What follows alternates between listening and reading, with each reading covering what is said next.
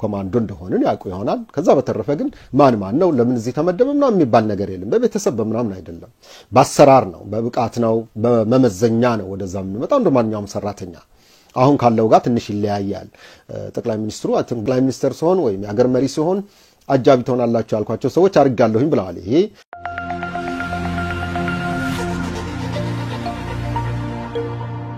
ህልሞና ኑሮ የሚገናኝበት በቪላ ቤት ዲዛይን የተሰሩ ውብና ማራኪ እይታ ያላቸው አፓርትመንቶቻችን ከ431 ሺህ ብር ቅድመ ክፍያ ጀምሮ ገዝተው መክፈል ባይችሉ እንኳን ትርፋማ ሆነው የሚሸጡበት አዲሱ ዲያስፖራ ብሎክ ለሽያጭ ተለቀቀ። እንኳን ደስ አላችሁ። በ8% ቅድመ ክፍያ እየኖሩበት የሚከፍሉት 60% የባንክ አማራጭ ተመቻችቷል። ምን ይሄ ብቻ! የቪአይፒ ቦታዎቻችን ኮምፓውንዱን ልዩና ተመራጭ ያደርጉታል። ቀድሞ ለተመዘገቡ 20 ሰዎች እንዲሁም በጋራ ለሚገዙ ቤተሰቦች ተጨማሪ ዳጎስ ያለ ቅናሽ ተደርጓል። በ090854 3454 ላይ በመደወል ቤቶን ይሸምቱ። ዴምሲ ሪል ስቴት መግባት የጠቅላይ ሚኒስትር መለስ ዜናዊ የጥበቃ አባል ወይም ደግሞ አጃቢ የመሆን አጋጣሚ እንዴት ተፈጠረ እንዴት እሳቸው ጥበቃ ሆንክ የሚለው ነው አንዱ ከዛ ጋር ተያይዞ ደግሞ የያኔ መስፈርት አንድ የርዕሰ ብሔር ጠባቂ ለመሆን የነበረው መስፈርትና መመዘኛ ምን ነበር የሚለው ነው አይ ቲንክ ከመጀመሪያው ልጀምርና እኔ የጠቅላይ ሚኒስትር መለስ ያኔ ፕሬዝዳንት ነበሩ በሽግግር መንግስቱ ጥበቃ አካል ወይም ደግሞ የእጀባ ዩኒቱ አካል የሆንኩበት ምክንያት ያኔ እንግዲህ ሁላችንም ታጋዮች ነበርን እሳቸውም ታጋይ ሆኖ ነው ከበረሃ የመጡት እኛም በየራሳችን ፊና ታጋዮች ሆነን በተለያዩ ግንባሮች እናገለግል የነበርነን ስለዚህ እሳቸው የድርጅቱ ህወሓትና የኢህአዴግ አመራር ቢሆኑም በአካል ከዛ በፊት እኔ ብዙም ተገናኝተንም አናውቅም በመንፈስ ግን ሁላችንም ታጋዮች ነን ማለት ነው እና ሁላችንም ለአንድ ዓላማ ወይም ለአንድ ድርጅት የምንታገል ሰዎች ነን ስለዚህ በዛ አጋጣሚ ደግሞ ያኔ የአዲስ አበባ ስንቆጣጠር የኮማንዶ ዩኒት አባል ነበርኩኝ እኔ አይ ቲንክ ትግራይ ውስጥ ኋላ ወደ መሐል ሀገር ስንመጣ ወይም አዲስ አበባ ወደ መቆጣጠሩ ሲጠጋ ኮማንዶ መዘጋጀት አለበት ምክንያቱም የአዲስ አበባና ከተማ ውጊያም የተያዘ ስለነበረ ከዛ አንፃር ትግራይ ውስጥ ደጀን ውስጥ ከሰለጠነች ኮማንዶ አንዱ ነበርኩኝ ማለት ነው እና አጋጣሚ ሆኖ አይ ቲንክ በመጀመሪያ ቀናቶቹ እንኳን አዲስ አበባ እንደገባን እኛ ቦሌ አካባቢ ነበርነው አስተዋውሳለሁኝ አቶ ፍስሐ ደስታ ወይ ሻለቃ ፍስሐ ደስታ መኖሪያ ቤት ነበር የኔ ዩኒት ያረፈችው የኔ ጋንታ ወይም ኃይል እንበላል እና እዛ አካባቢ ሰፓ አባላት አካባቢም ስለነበረ በብዛት እንደዚህ ስለነበረ በየቤቱ የምናረጋጋቸው ነገሮች ከኤርፖርቱ ጋር የተያዘ ስራ ይሰራ ነበር ማለት ነው እና ከዛ ቀጥሎ ነው እንግዲህ ጠቅላይ ሚኒስትር መለስ ከለንደን ተመልሰው ቤተ መንግስት እንደገቡ የመጀመሪያ መግለጫ ሲሰጡ እኔ እዛ ፍስሐ ደስታ ቤት ሁነን ነው ከዩኒቲ ጋር አብረን ያየናቸው በቴሌቪዥን መስኮት ማለት ነው ከዛ ቀጥለን ግን ወደ ቤተ መንግስት ሙቭ እንድናደርግ ተደረገ ያኔ አጋዚ የምትባል ቅብለ ጦር ነበረች ቤተ መንግስቱ የተቆጣጠረችው ቀድማም የያዘችው እሷ ነች እነሱ ነበሩና እነሱ መተካት ነበረባቸው በዚህ የኮማንዶ ሻለቃ ተተካ ያኔ እዛ አባል ሁኜ የኮማንዶ አባል ሁኜ እዛ ገባን ማለት ነው ከዛ ነው እንግዲህ ለፎርማሊ ፕሬዚደንት ሲሆኑ ወይም ደግሞ የሀገር መሪ ስትሆን የጊዜያዊ መንግስት መሪ ነበሩ ያኔ አይነት ማለት ነው ገና እንዲያውም ቻርተሩ በመረቀቅ ላይ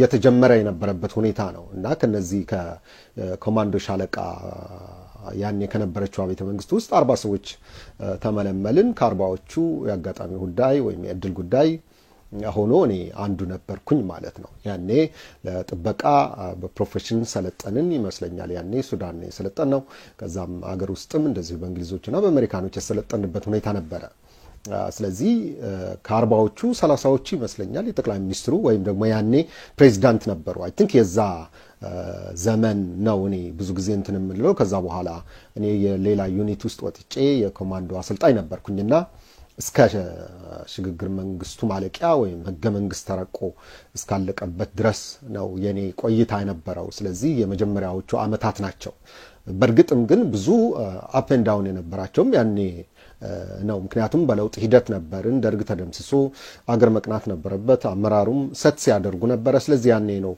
እኔም የዛ አካል ሆኜ የጥበቃ ዩኒቱ ተመልማይ ሆኜ የአጃቢ ሆንኩበት ማለት ነው። መመዘኛው እንደማንኛውም ታጋይ ነው። ሁሉም ታጋዮች ወይም የትኛውም ስራ ዘርፍ ካየህ ሁሌም ለዛ የስራ ዘርፍ የሚመጥን መመዘኛዎች አሉ። በእኛም ደግሞ እንደዚሁ ዲሲፕሊን፣ የትግል ጽናት፣ የዓላማ ጽናት ምናምን የሚባሉ ነገሮች ነበሩ ማለት ነው። ስለዚህ ከዚህ ጋር ተያይዞ ፕላስ አካላዊ ጥንካሬም የዚህ መመዘኛ ሊሆን ይችላል። ወሳኝ ባይሆንም እንደ ግብአት ሊሆን ይችላል። ያኔ ገና ወጣቶች ነበርን፣ በሀያዎቹ እድሜ ነን። ስለዚህ በዚህ መመዘኛ ነው እንትን ያልነው። ታጋዮች በሙሉ ያኔ ማህደር ወይም ኦርኔል የሚለው አይነት እንትን ነበረ። አሁን ፕሮፋይል እንደሚባለው ማለት ነው። እንግዲህ የአንድ ሰው የህይወት ታሪኩም ከሱ ጋር ነው የሚኖረው። ስለዚህ በእያንዳንዱ የጦርነት ግንባር፣ በእያንዳንዱ የስራ መዋዕል ወይም ደግሞ ማዕቀፍ ሁሌም ሰዎች ባህሪያቸው፣ አመጣጣቸው፣ ጀግንነታቸው፣ ሁለመናቸው ይጻፋልና ከዛ አንጻር ይመስለኛል። ግን ሁሉም ታጋይ ጀግና ነበረ ያኔ።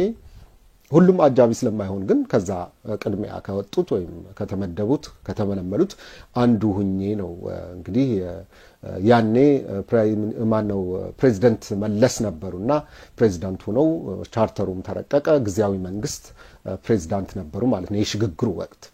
ያኔ እንግዲህ ቲንክ ምክትልና ጸሐፊም ነበሯቸው ይመስለኛል። ዶክተር ፍቃዴ ገዳሙ የጉራጌ ተወላጅ ነበሩ፣ የሆነ ድርጅት መሪ ነበሩ። ምክንያቱም ያኔ ሽግግር ስለነበረ ሁሉም ድርጅቶች ተሳታፊ ነበሩና ተስፋዬ ሀቢሶም ይመስለኛል የደቡብ ነበሩ እሳቸውም።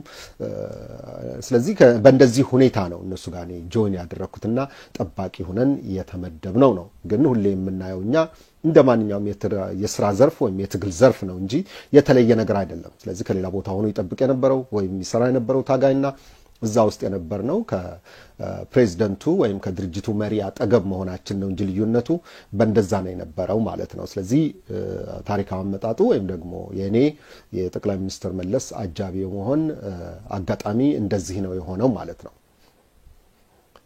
ሌላው የዛ ጊዜ የነበረው የጥበቃ ክፍል ፕሮቶኮል ምን ይመስል ነበር የሚል ነው። አጠቃላይ ካሁኑ ጋር ሲነጻጸር ነው የሚለው ጥያቄው። ያኔ ፕሮቶኮል አይ ቲንክ ሌላ መንግስት ነው የተካ ነው። ስለዚህ ደርግ ነበረ ስልጣኑ ላይ፣ መንግስቱ ኃይለማርያም ነበረ፣ ቤተ መንግስቱም በወታደራዊ እንትን ነው። ስለዚህ የተለያየ ነው። እኛ ኦፍ ኮርስ ታጋዮች ነበርን፣ እኛም ያው የወታደር አካል እንደማለት ነው። ግን በዛ ጊዜ ነገሮች እንደ አዲስ የሚስተካከሉበትና የሚዋቀሩበት ነበረ። ኮምፕሊትሊ መንግስት ፈርሶ ስለነበር ያኔ። ስለዚህ ከዚህ ካሁኑ ጋር አይነጻጸርም። አሁን የኢህአዴግ ወራሽ መንግስት ነው ያለው። እውነት ነው ኢህአዴግን ቢቀይር እንኳ ግን ኢህአዴግ ሆኖ የመጣ መንግስት ነው እና ከጠቅላይ ሚኒስትር መለስ ህልፈት በኋላ ጠቅላይ ሚኒስትር ኃይለማርያም ነበሩ። እሳቸውም በዛ ተረክበው እንዲያውም ጠባቂዎቹም እስከ ኋላ ድረስ ነበሩ፣ እስከ ጠቅላይ ሚኒስትር አብይ ድረስ ነበሩ። ባይ ዘ ወይ በቅርቡ ነው በሌሎች የተተኩት። ስለዚህ እድሜ ልክ ነበረና ተከታታይ ነበረ። ያኔ ግን መቆራረጡ ስለነበረ አዲስ መንግስት ስለነበረ ትንሽ ከበድ ይል ነበር። ግን ደግሞ ሲምፕሊፋይድ ነበረ። ታጋዮች ስለሆነን ብዙም አናካብድም። ወታደራዊ እንትንም ይሄ አንጀባ የሌለበት ብዙም ማጋንና ማካበድ ያልነበረበት ነው። እርግጥ ነው በሽግግር ወቅት በጣም አገሪቱ በማረጋጋት ፕሬዚደንት መለስ ያኔ የነበሩበትም ሁኔታ እናውቀዋለን። የ36 እና 37 ዓመት እድሜ ነበሩ ብቻ ሳይሆን ያው የድርጅቱ የኢህአዴግና የህወሓትም ሊቀመንበር ነበሩ። ግን በዛ እድሜ አገሪቱ ወደ አንድ በማምጣት በተለይ የሽግግር ወቅቱ ማዋቀር ቀላል ነገር አልነበረም። ስለዚህ ፕሮቶኮሉም ከዛ ጋር መስማማት ነበረበት። እንዳልኩት ያኔ የማይካበድ ነው። ግን ደግሞ የራሳችን ዩኒት ብቻ ሳይሆን ሰንሰለትም አለን። ከመከላከያ ጋር የተያዘ ነበር ያኔ። ምክንያቱም ኮማንዶ የመከላከያ አካል ነው። ከደህንነቱና ከፖሊሱም ጋር ተያይዞ ወይም ደግሞ ተዋቅሮ የሚሰራ ነው። ከዛ ከፕሮቶኮል ጋር በፕሮቶኮል ነው የምንገናኘው እንጂ ከፕሬዚዳንቱ ጋር የሚያገናኝ ነገር የለውም። ስለዚህ ቀለል ያለ ግን ደግሞ ለስራ በሚመች ቅንጅት ባለበት ነበር የሚሆነው ማለት ነው። ስለዚህ ካሁኑ ጋር ሲነጻጸር ምንድነው አይ ቲንክ ያሁኑ ትንሽ ለየት የሚያደርገው እውነትም ወራሽ ነው የኢህአዴግ፣ ግን መቅለል ይገባው ነበር። አሁን ትንሽ ተንስ የሆነ ይመስለኛል። ፕሮቶኮሉም ስታየው አይ ቲንክ በተለያየ መልኩ ትንሽ ከበድ ያለ የወታደራዊ ምስል ያለበት ፈርጠም ያሉ ኮማንዶዎች ምናምን የሚመስሉ ሁኔታዎች አሉ። በተለያየ ጊዜም ትርኢቶች እንዲታዩ ጠቅላይ ሚኒስትሩ ባሉበት እንደዛ ነገር ተሰርተዋል። ግን አይ ቲንክ ቀደም ባለውና በእኛ ዘመን የነበረው ግን ሞር ኦፍ የጥበቃ ወይም የእሳቸው ደህንነት ወይም የሀገሪቱ ርዕሰ ባህር ወይም የሀገሪቱ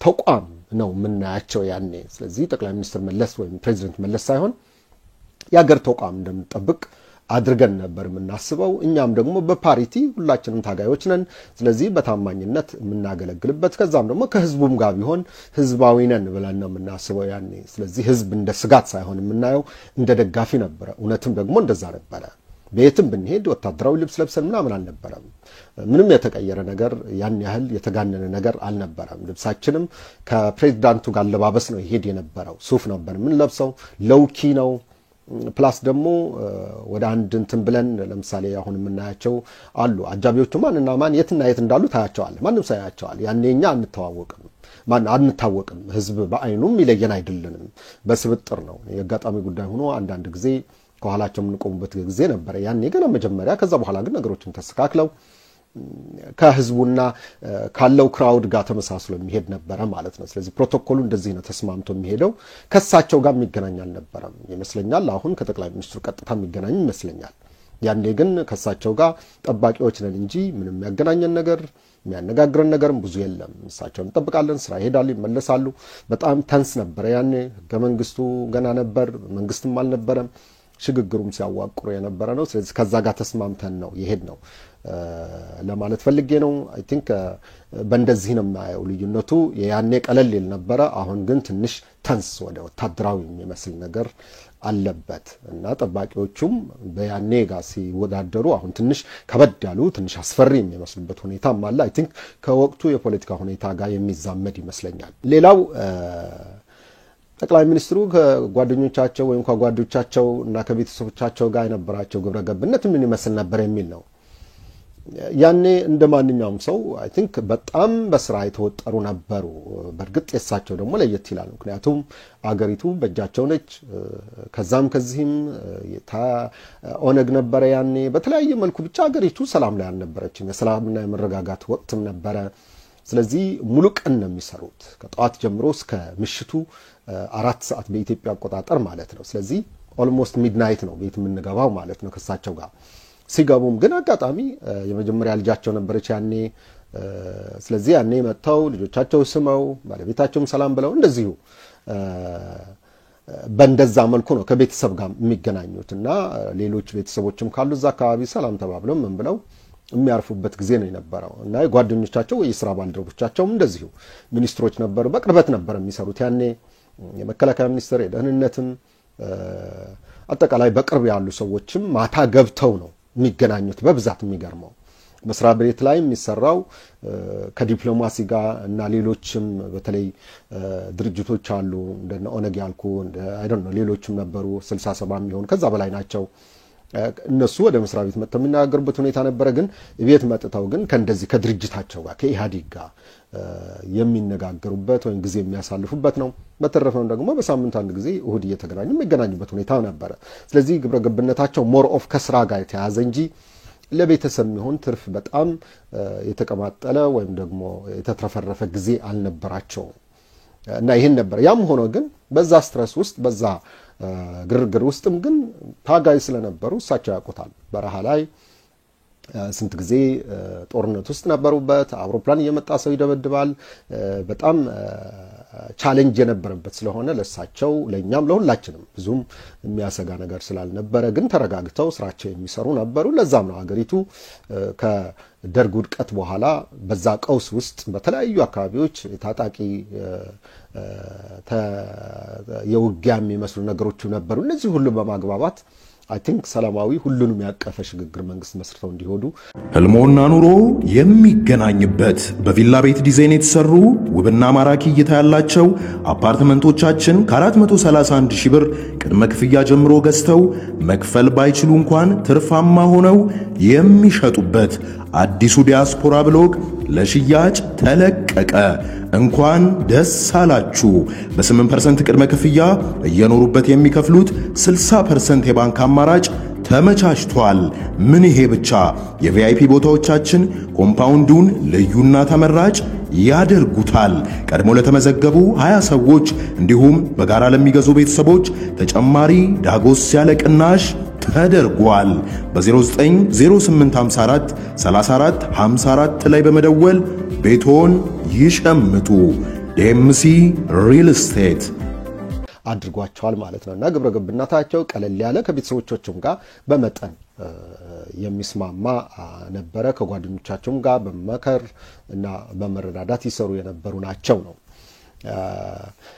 ሌላው አይ ቲንክ ጠቅላይ ሚኒስትር መለስ ኢህአዴግና መንግስት የመምራት በቃታቸው እንዴት ታያዋለህ የሚል ነው። አይ ቲንክ በእኔ አቅም ይገመት ወይም ተነተን አይደለም፣ ግን ያቅምን ያህል ሁላችንም እንላለን።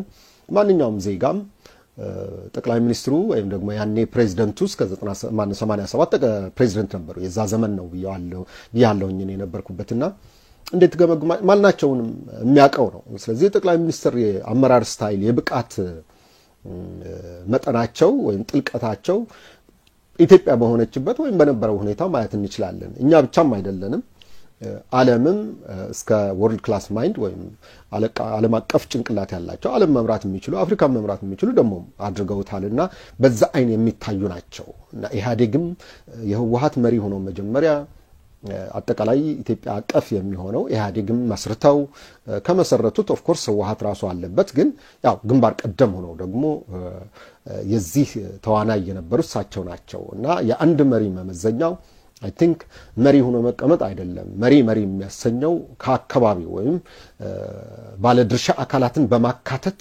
ለመምራቱ ግብአት እንዲሆነው የማድረግ ነው። ስለዚህ ጠቅላይ ሚኒስትሩ በዚህ የተካኑ ነበሩ። ሰዎች በማግባባት ዓላማ ግልጽ በማድረግ ሮድማፕ በመስራት እነዚህ ሁሉም የሚታቀፉበት ማዕቀፍ ኢህአዴግ የሚባል ድርጅት ተፈጥሮ እሱ ብቻ አይደለም፣ ከዛ ውጭም ኦነግም አቶ ሌንጮ ለታ አይ ቲንክ ሊናገሩ ይችላሉ፣ እነ ክፍለ ወዳጆ ያኔ የነበሩ ዳዊት ዮሐንስ ሁሉንም እነዚህ ከውጭም ሳይቀር የተመለሱትም ነበሩ። ባይ ዘ ዌይ ከአሁን ዘመን ጋር የሚያመሳስለው ነገር አለ። በእርግጥ ወደዛ ደረጃ መድረስ ነበረበት ወይ አላቅም፣ ግን የሚያመሳስለው ነገር ነበረ እና ከዛ ብቃታቸው አግባብተው ሁሉንም የሽግግር መንግስት ተመስርቶ ያኔ እንግዲህ ቻርተር ረቆ ነው የሽግግር መንግስት ተመሰረተ። በሽግግር ወቅት ደግሞ አገር ማረጋጋት ማዋቀር አለ፣ ህገ መንግስት ማጽደቅ አለ። ስለዚህ ሁሉም ተሳትፎ ከሀገሪቱ መጥተው ሰዎች ህገ መንግስታቸውን እንዲያጸድቁ ነው የተደረገው። ስለዚህ ያ ሁሉ ሲያደርጉ አይ ቲንክ የሳቸው ብቃት ትልቁ ድርሻ ይወስዳል ነው እንደ ኢህአዴግና እንደ ህወሓት በድርጅት ደረጃ የሚታሰብ ቢሆንም። ስለዚህ ከዚህ አንፃር አይ ቲንክ የሳቸው የአመራር ብቃት ወይም ደግሞ የአስተሳሰብ ልቀት ሁላችንም የምናየው ነው። አይ ቲንክ እኔ በቅርብ ከማየው ግን እንዳልኩት ሰው ጋር ሲጨቃጨቁ ወይም ጸብ ሲነሳ ወይም የሆነ ነገር ሲሆን ታይቶ አይታወቅም፣ ጮክ ብለው የማይናገሩ በሐሳብ የሚያምኑ ምጡቅ አእምሮ ያላቸው ከሁላችንም ጋር ቢሆን ዝም በማለት ነው የሚያዩት። በቃ ነገሮች እንኳን አንዳንድ እንትኖች ቢሆኑ ወይ ለምሳሌ ፕሮቶኮል ቢዘገይ ምን ቢል ከኛም ጋር ጭምር ያን ያህል የማይጨናነቁ ናቸው። አይ ቲንክ ይመስለኛል የ17 ዓመቱ የትግል ሂደትም ለዛ ትልቅ ግብአት ሆኖ ያገለገላቸው ይመስለኛል እና ብዙ ሰው የሚያስበው አዲስ አበባ መጥተው የሀገር መሪ እንደሆኑ ነው።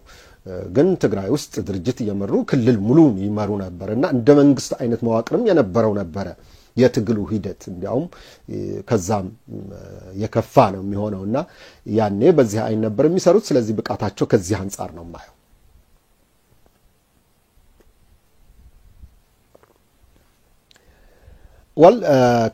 የጠቅላይ ሚኒስትሩ ከኢትዮ ኤርትራ ጋር የነበረው ግንኙነት በሳቸው የነበራቸው እይታ ምን ይመስል ነበር ነው አይ ቲንክ ሁላችንም የምናውቀው ይመስለኛል። እኔም በዚህ አቅም እሳቸው ምን ነበራቸው የሚለው አይ ቲንክ ግልጽ ይመስለኛል። እንደ ኢህአዴግም እንደ ህወሓትም እኔ ታጋይም ስለነበርኩኝ ግልጽ ነበረ። እንደ ጎረቤት ብቻ ሳይሆን እንደ ጓዶች የነበርንበት ሁኔታ ነው የነበረው። ሻዕቢያና ህወሓት ጎን ለጎን ሆነው ኦፍ ኮርስ በደርግ ጊዜ ሁለቱንም ለመብላት ትግራይና ኤርትራ በተመሳሳይ ወቅቶች በጦርነቱ በተለይ ትግራይ ጀምርና እስከ ኤርትራ ድረስ የሚዘልቅበት ዘመቻዎች ነበሩ። እነዛ ነበሩ። ሁለቱም እየተባበሩ ነው የመጡት። ስለዚህ ኤርትራኖቹ ወይም ደግሞ የሻዕቢያ እንትን ከኤርትራ አንፃር ነው የሚታየው እንደ ኢንቲቲ ወይም እንደ ድርጅት ሳይሆን እንደ the whole ኤርትራ ነው ለነጻነት ሲታገል። ያኔኛም ለራሳችን ነጻነት ስንታገል እንደዚሁ መተባበር ነበረ እና በሁለቱም አገራት በተለይ እኔ የነበርኩበት ዘመን ወደ ጸቡ ሳይገባ ነው ጦርነቱ ሲጀመር እኔ ከዛ ውጭ ነበርኩኝ ወይም ኮማንዶ ዩኒት ሆኜ ግን ሌላ ስራ ዘርፍ ነበርኩኝና በዛ ዘመን ግን በጣም የመቀራረብ ስሜት የነበረበት ነው። አስታውሳለሁ አስመራ ምን ሄድ ነበር ፕሬዝዳንት ኢሳያስም ቤተ መንግስት ወይም አዲስ አበባ ይመጡ ነበር። ስለዚህ እንደማንኛውም ጓዶች ነበሩ። አሁን እንደምታየው አይነት ማለት ነው። በእርግጥ ማዕቀፉ ይለያያል። ያኔ እኛ ታጋዮች ሆነን የሻዕቢያ ታጋዮችና እኛ የዓላማ ልዩነት ቢኖርም ግን የትግል አጋሮች ግን እንደነበረን ነው ማቀው። እንደ ጓዶችም የምታይበት ሁኔታ ነበረ እና ጥበቃ አይንም ስንታይ እንደዚሁ ነው። እሱም ታጋዮች እኛም ታጋዮች በፓሪቲ ወይም በእኩል የምንታይበት እንደ ባዳ ወይም እንደ ውጭ ሰው ሳይሆን እንደ አንድ ሀገር ሰዎች የምንታይበት ሁኔታ ነው የነበረው እና የጠቅላይ ሚኒስትሩም ጭምር በእንደዚህ ነው። ስለዚህ ኤርትራኖች ሁላችንም የምናምነው ነው። አሁንም እኔ የማምነው ነው። ድርጅቱ እንደ ድርጅት የሚያምነው ነው። ኤርትራ ለነጻነቷ ታግላለች። ስለዚህ በኤርትራ ውሳኔ ወይም በኤርትራኖች ውሳኔ መሰረት ወይም ፍላጎት መሰረት መወሰን አለበት ብለው ያምኑ ነበር። ያ ተደረገ። ኦፍ ኮርስ ኤርትራ ሀገር ሆናለች ማለት ነው። አንዳንድ ሰዎች ያነሳሉ ጠቅላይ ሚኒስትር ወይም በፕሬዝዳንት መለስ ዜናዊ ዘመን ነው ኤርትራ ሀገር የሆነችው የማለት ወይም አሳልፎ የመስጠት አድርገው ያዩታል። አይደለም 30 ዓመት ሙሉ ተዋግተው በጦርነት አሸንፈው ነው ነጻነታቸው ያገኙት። ያ ነጻነት ዕውቅና የመስጠት ግን ኦፍ ኮርስ የዓላማ ወይም የአቋም ጉዳይ ነው። ህወሓት እንደ ህወሓት ዛሬም ቢሆን የሚቀየር አይደለም። አንድ ህዝብ ይቅርና ኤርትራ አይደለም ኢትዮጵያ ውስጥ ያሉት አሁን የፌዴሬሽኑ አካላት እስከ መገንጠል የሚለው አንቀጽም ወጥቷል። ያ ስለወጣም አይደለም ኤርትራ ያኔ አንቀጹም አልነበራትም። ዞሮ ግን በፍላጎት በህዝቦች ፍላጎት መወሰን አለበት። የትግላቸው ውጤትም የራሳቸው የትግል ውጤት ነውና የሚል ነበራቸው። ስለዚህ ቀና በጣም ደግሞ በእኩልነት የሚያይ ግንኙነት ነበራቸው። በኢትዮ ጦርነት ማነው ኢትዮ ኤርትራ ከጦርነቱ በፊት ጦርነቱ ሲመጣም አይ ቲንክ ጠቅላይ ሚኒስትር መለስ ከሁሉም በላቀ ደረጃ ጦርነቱ ለማስቀረት የጣሩ ይመስለኛል። ከውጭ ሆኜም ሰማው የነበረ ነገር ይሄ ነው። ጠቅላይ ማነው ፕሬዝዳንት ኢሳያስ በማግባባት በግልም በመንግስትም በምንም ቢሆን ብዙ ተጽዕኖ አድርገዋል። ይሄ አክሳሪ ነው። በተለይ እነዚህ ሁለት ህዝቦች ከዚህ አውዳሚ ከነበረ ጦርነት ወጥተው አሁን እንደገና ተመልሰው ወደዚህ መግባት የለባቸውም የሚል በጣም ጽኑ እምነት ነበራቸው። አንፎርቹኔትሊ ያኔ ፕሬዝዳንት ኢሳያስ ኢትዮጵያ አሁን እያደረጉ እንዳለው አይነት ለማድረግ ነበር ሐሳባቸው። ኢትዮጵያ ውስጥ እንደፈለግን መወጥወጥ እንችላለን፣ ኤርትራ የራሳችን ነች፣ ኢትዮጵያ ደግሞ የጋራ እንድትሆን ብለው የኢኮኖሚ ልማትም ማነው ፕላናቸውን በዛ መሰረት ነው ያወጡት። ብር የራሳቸው አውጥተዋል። ማአት ነገር ተቀየረ። ስለዚህ አገር መምሰል አለበት የሚለው የጠቅላይ ሚኒስትር መለስ በመርህ ላይ የተመሰረተ ነበረ። የሳቸው እንትን የነበረው የኢህአዴግም እንደ ድርጅት ማለት ነው። ስለዚህ በዚህ ሁኔታ ነው የነበረው። ግልጽ ነበረ የኢትዮ ኤርትራ ግንኙነት ወይም አቋማቸው ማለት ነው። እስከመጨረሻም ያ ነው። እኛም የሳቸው ወራሾች የሆንንም እንደዛ ነው የምናስበው። ቅርና ኤርትራ አይደለም ኦሮሞም፣ ትግራዩም፣ ሶማሌውም ማንኛውም የራሱ እድል በራሱ የመወሰን መብት አለው ብለን እናምናለን። ስለዚህ ከዛ አንፃር ጠበቅ ያለ ደሞም የማይናወጥ አቋም የነበራቸው ናቸው። ሁላችንም የምናውቀው ነው ማለት ነው። ሌላው ጠቅላይ ሚኒስትር መለስ ከጥባቂዎቻቸውና በአካባቢያቸው ከሚሰሩ ሰዎች የነበራቸው ግብረ ገብነት ምንድነው ነው? ማቀደም ብያዋለሁ። እኛ ታጋዮች ነን። በፓሪቲ ነው የምንተያየው። የራሳችን መምሪያ ያለን፣ የራሳችን አካሄድ አለን እና ብዙ የፕሮቶኮል አሰራሮች ነበሩን። እኛ ራሳችን የምናካሄዳቸው እሳቸው ቢፈቅዱም ባይፈቅዱም፣ ለምሳሌ ወደ ውጭ ልውጣ ቢሉ አይወጡም፣ አይችሉም። ይሄ ከድርጅቱ ወይም ከመንግስቱ የተሰጠን ኃላፊነት ነው ማለት የኛ ነው። ምክንያቱም ለህይወታቸው አስጊ ስለሚሆን ስለምንል ነው። እሳቸውም ብዙ ግድ የላቸው ታጋይም ናቸው። ማንስ ነው ከህዝቤ መሃል ምንም ሆናለሁኝ ብለው ማያስቡና አንጀባ የሌለበት ስጋት የሌለበት ነበረ። ግን እኛ ይሄንን ስናደርግ እሳቸው ብዙም ቅርም ይላቸው አልነበሩም። በአካባቢያቸው ካሉ ሰዎችም ቅድም እንዳልኩት ነው ከሁሉም ጋር ተስማምተውና አስማምተው የሚኖሩ ናቸው። የአንድ መሪ ደግሞ ትልቅነትና ልህቀት በአካባቢያቸው ካሉ ሰዎች ወይም ከስራ ባልደረቦቻቸው እያንዳንዱ ስቴክ ሆልደር ሁሉም በስምምነት ተግባብተው በጥሩ ፊት ነው የሚቀርቡት። የቤት ሰራተኞች አሉ፣ ሹፌሮች አሉ፣ አጃቢዎች አሉ፣ ፕሮቶኮሎች አሉ፣ ጸሐፊዎች አሉ። ከዛ ደግሞ እንዳልኩ የሽግግር መንግስትም ስለነበረ የተለያዩ ድርጅቶች አሉና ሁሉም በስም ጠርተው ወይም አዋርተው ሰላም ብለው ዝቅ ብለው ነው እና ሰዎች እንደሚያዋቸው መድረክ ላይ በጣም ታፍ ጠንካራ ሆነው ቢታዩም ግን በፐርሰናል ሌቭል ስታያቸው ደግሞ እንደማንኛውም ሰው ናቸው እና በጣም ደግሞ የዋህ ሩህሩህ ፕላስ ዝም ብለው ቀና ብለው የሆነ ነገር ማይሉ አይነት ነበሩ። በጣም አስተዋይ ናቸው። በማየት ብዙ ጊዜ እንትን የሚሉት እንጂ ከዛ ውጪ የነበረ የለም። ከዛ ደግሞ መሳቅ መጫወትም የሳቸው ነው ይመስለኛል። ለንጮ ለታም አይ ቲንክ ሊመሰክሩ ይችላሉ። ያኔ ነበር ከሁሉም ጋር ያኔ ታስታውስ ከሆነ አቶ ክፍሌ ወዳጆ ፓርላማ ውስጥ ልምድ የነበራቸው ሰዎች ነበሩ ይመስለኛል። ሻለቃ አድማሴ የሚባልም ነበሩ። በጣም ተቃዋሚ ነበሩ። የኃይለ ሥላሴ ዘመን እየጠቀሱ እንትን ነው የሚሉት ፓርላማ ውስጥ እኔ ያኔም ስለነበርኩኝ ማለት ነው እዛም ውስጥ ማለት ነው። እና ከነሱም ጋር ጭምር ነበር ጓደኝነታቸው እና የፖለቲካ ብቃታቸው ይሄ ነው። በባላንጣነት ሳይሆን በእኩልነት የማየት እንትን ነበራቸው። ስለዚህ ከዚህ አንፃር ነው የማየው።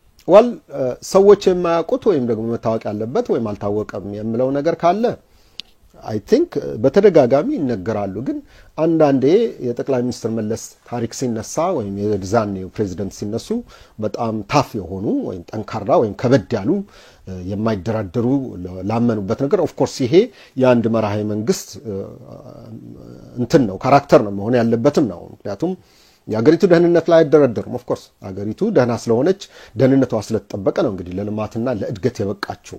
ከዛ ውጥንቅጥ ወጥታ ዓለም የዩጎዝላቪያ ዕጣ ፈንታ ይደርስባታል እያለ የሰራው ግን በሌላ መልኩ ደግሞ በሰውኛ ብናያቸው እንደ ሰው ምን ይመስሉ ነበር የሚለው ግን እንደማንኛቸውም ሰው ነበሩ። የሚገርም ነገር ደግሞም በጣም ለየት ባለ መልኩ እኔ ከምስቀው በላይ የሚስቁ ከሰው ጋር የሚጫወቱ ከጓደኞቻቸው ጋር የሚቀላለዱ አከባቢያቸው አሉ። ዝቅተኛ ምናምን የሚባል የለም። ወይ በህወሓት ወያኔ ወይ በኢህአዴግ እንደዛ የለም። ሁላችንም እኩል ነን፣ ታጋይ ነን። የስራ መስክ ነው የሚለየን አይነት ነውና እሳቸውም በእንደዛ የሚያምኑ ሰው ነበሩ። ስለዚህ ሌላውን የሚያቃልሉበት ሌላውን እንትን የሚሉበት አይነት አልነበረም።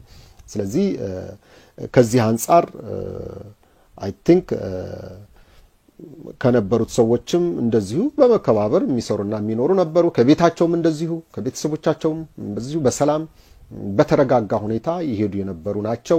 ከዛ በተረፈ ግን ሁሉ ነገራቸው ከስራ ጋር የተያያዘ ነው ብያለሁኝ። ከዛ በተረፈ ጥበቃዎች ብዙም የራሳችን መንገድ አለን። አይ ቲንክ ጠቅላይ ሚኒስትር መለስ የሚያውቁት ጉድ የለም ከየት እንደመጣን ራሱ ኮማንዶ እንደሆነን ያውቁ ይሆናል። ከዛ በተረፈ ግን ማን ነው ለምን እዚህ ተመደበ ምናምን የሚባል ነገር የለም። በቤተሰብ በምናምን አይደለም፣ በአሰራር ነው፣ በብቃት ነው፣ በመመዘኛ ነው ወደዛ የምንመጣው እንደ ማንኛውም ሰራተኛ።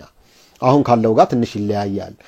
ጠቅላይ ሚኒስትሩ አይ ቲንክ በቅርቡ የተናገሩት አለ እኔ ጠቅላይ ሚኒስትር ሲሆን ወይም የሀገር መሪ ሲሆን አጃቢ ትሆናላችሁ ያልኳቸው ሰዎች አድርጋለሁኝ ብለዋል። ይሄ አይ ቲንክ ትንሽ ለየት ያለ ይመስለኛል። በግል የሚሄድ ሳይሆን ወይም በአሰራርና በመዋቅራዊ ሰንሰለት ሳይሆን በግል ፍላጎት የሚሆን አይነት አለ ይመስለኛል። አይ ዶንት ኖ በመንግስቱ ኃይለማርያም እንደዛ የነበረ ይመስለኛል። ሜቢ ሐረር አካባቢ የነበሩ ኮማንዶ አባላት ወይም እሳቸው የሚሏቸው ሰዎች በኢህአዴግ ዘመን በጠቅላይ ሚኒስትር መለስ ዘመን ወይም በፕሬዚደንት መለስ ዘመን ግን እንደዛ አልነበረም። ስለዚህ ከዚህ አንፃር ነው የእሳቸው እንትን ማየው የስራ እና የሞያ ጉዳይ ካላገናኝን በስተቀር እጃቸው የሚያስገቡበት ሁኔታ አልነበረም ነው። ሌላው አሁን ያለው የሀገሪቱ የፖለቲካ ሁኔታ እንዴት ታየዋለህ የሚለው በዛም ተያይዞ የፖለቲካ ሚዛኑስ ምን ይመስላል የሚለው አይ ቲንክ ሀገሪቱ ጥንቅጥ ውስጥ የገባችበት ሁኔታ ነው ያለው። እኔ ሁሉ የሚያስታውሰኝ የሽግግር መንግስቱ አይነት አለ። የሽግግር መንግስቱ ግን አይ ቲንክ ኢህአዴግና ደርግ ስለነበረ ኦፍ ኮርስ የስርዓት ለውጥ ነው። አሁን ለየት የሚያደርገው ኢህአዴግ ነው ኢህአዴግን የበላው። ከውስጥ የወጡ ኃይሎች ናቸው ስልጣኑ የያዙት እና ስልጣን ሲይዙ ደግሞ እሱን ከማስቀጠል ይልቅ ራሱን በመወንጀል ወይም ራሳቸውን በመወንጀል ሌላ ነገር ለመስራት የሞከሩ ይመስለኛል። የዛ ውጤትም አጠቃላይ ሀገሪቱ አደጋ ላይ ከቷታል። የፖለቲካ ሁኔታው በጣም መጥፎ ሁኔታ ላይ ነው ያለው። አጠቃላይ የፖለቲካ ማዕቀፉ ከተበላሸ አንድ ሀገር እያንዳንዱ የህይወት መዋቅር ይበላሻል። ልማት አይኖርም፣ ሰላም አይኖርም። ስለዚህ የተረጋጋ ነገር የለም ማለት ነው። አሁን አይተ ከሆነ ኢህአዴግ በስልጣን በነበረበት የ20 ምናምን ዓመት 5 ዓመት ፕሮጀክቶች ነበሩት። በ5 ዓመት ምን ይሰራ ነበረ እናውቀዋለን። ብዙ ሰዎች በተለያየ መልኩ ቢያዩትም ግን የማይካድ ልማት ነው የታየው። ዳብል ዲጂት ነው የታየው። የአፍሪካ ወኪልም ሆነው ጠቅላይ ሚኒስትሩ ወይም ያኔ ፕሬዚደንት ብዙ ነገር ሰርተው ወደዚህ ደረጃ አድርሰዋታልና ከዛ አንፃር ሲታይ አሁን ያለው የሀገሪቱ የፖለቲካ ሁኔታ መግባባት የሌለበት የዚህ ዘመን ሳይሆን የመሳፍንቶች ዘመን ያለበት ይመስለኛል። አይ ቲንክ ጠቅላይ ሚኒስትሩም ምናልባት በደንብ ማስተዋል ይጠበቅባቸዋል ብዬ አስባለሁ። የዚህ ዘመን በተለይ ደግሞ በኢህአዴግ ዘመን ያለፈ ህዝብ በፌደራሊዝም ያለፈ ህዝብ አንዱን ማዘዝ አይችልም። አንድ መሪ ብቻ አገር ሊያድን አይችልም። የሁሉ የአገሪቱ የፌዴሬሽኑ አባላት 9 ክልሎች አሉ። አይ ቲንክ ሲዳማ ማስረኛ አለ። አሁን የሁሉም ይሁንታ መኖር አለበት፣ መነጋገር መኖር አለበት እና የጠቅላይ ሚኒስትር መለስ ትልቁ ብልሃትና ልህቀት የነበረው እሱ ነው። ስለዚህ ይህንን ወደዛ ወስደው ቢያደርጉትና ወደ ተግባቦት ቢመጣ አይ ቲንክ ይህች ሀገር ወደ ተረጋጋ ሁኔታ ታመራለች። ያ ካልሆነ በአሁኑ በምንሄድበት ከሄድን ግን በጣም አደገኛ ነው። የኃይል ሚዛኑስ እንዴት ታያለህ ላልከው አይ ቲንክ የኃይል ሚዛኑ በሁለት ኃይሎች የተወጠረ ይመስለኛል። አንዱ ፌዴራሊስት ኃይሎች እስከ ሴሴሽኒስት ወይም ደግሞ እስከ ራስን በራስ የራስን እድል በራስ ከመወሰን ወይም ሀገር እስከመሆን የሚያምን አለ። በሌላ መልኩ ደግሞ አሃዳዊው ወይም ደግሞ አንዲት ኢትዮጵያ መፈጠር አለባት፣ ብሔር ብሔረሰቦች የኢትዮጵያ ህልውና አደጋ ናቸው የሚል ነው። ይሄ ሁለት ተቃራኒ ነው። ሌሎች ሊኖሩ ይችላሉ፣ ግን እዚህ ነው የሚካተቱት። እነ ኢዘማም ሌሎችም ካያቸው ከጠቅላይ ሚኒስትሩ ጋር የሚሄዱ ናቸው። እንደ ደርግና እንደ መኢሶን አይነት ናቸው እነዚህ። ሌሎች ደግሞ እንደ ኢህአዴግና እንደ ወያኔ አይነት እንያቸው። ስለዚህ በእነዚህ መካከል ነው ስህበቱ ያለው። እነዚህ ኃይሎች ወደ አንድ መምጣት እንኳን ባይችሉ በልዩነት አምነው አገሪቱ በተለያየ ስታይል ወይም ደግሞ ክልሎች የራሳቸው ስታይል ይከተላሉ። ሁሉንም የሚያግባባ ግን መሆን አለበት ነው። ይህ ደግሞ የአገሪቱ ልሂቅ፣ የአገሪቱ ሽማግሌ፣ የአገሪቱ ምሁር ወይም የአገሪቱ ገበሬ መወሰን መቻል አለበት ነው። ካልሆነ ግን አገሪቱ አይ ቲንክ ወደ ከፋ ደረጃ ትሄዳለች። ህልውናዋም አደጋ ላይ ነው። በዋናነት ደግሞ በተለይ ህዝብ የሌለበት ሀገር ትርጉም የለውም። ተራራ ምንም አያደርግም። ስለዚህ ከዚህ አንጻር ነው የማየው የአገሪቱ የፖለቲካ ሁኔታ በደንብ ካልታሰበበትና ወደ መረጋጋት ካልተገባ አደገኛ ነው የምለው። ጠቅላይ ሚኒስትሩም ድርጅታቸውም የፒፒ የሚባለውም ሌሎች በባላንጣነት ሳይሆን በልዩነት በማመን አይ ቲንክ አሁን ያለው በተለይ የስልጣን ዘመን እያበቃ ነው። ስለዚህ የሁሉም ይሁንታ ያለበት የሁሉም ባለ ድርሻ አካላት ተሳትፎ ያለበት የሽግግር የምንበለው ወይም ባላደራ የምንበለው መንግስት ተመስርቶ ወደ ምርጫ ተኪዶ ይህች ሀገር ህልውና ዋስትና ቢያገኝና ወደ ተሻለ ደረጃ ብትሄድ የተሻለ ነው የምለው። ካልሆነ ግን አገሪቱ አደጋ ላይ ነች። ኢኮኖሚው እየዘቀጠ ነው። አንዱን እየሰደበ አንዱን እያገለለና እየገፋ የምትቀጥል ሀገር አይደለችም። ስለዚህ ትንንሽ ሀገሮች ሊፈጠሩ ይችላሉ። አንድ ላይ ሆነን በአንድ ላይ ተግባብተንና ተስማምተን ቢሆን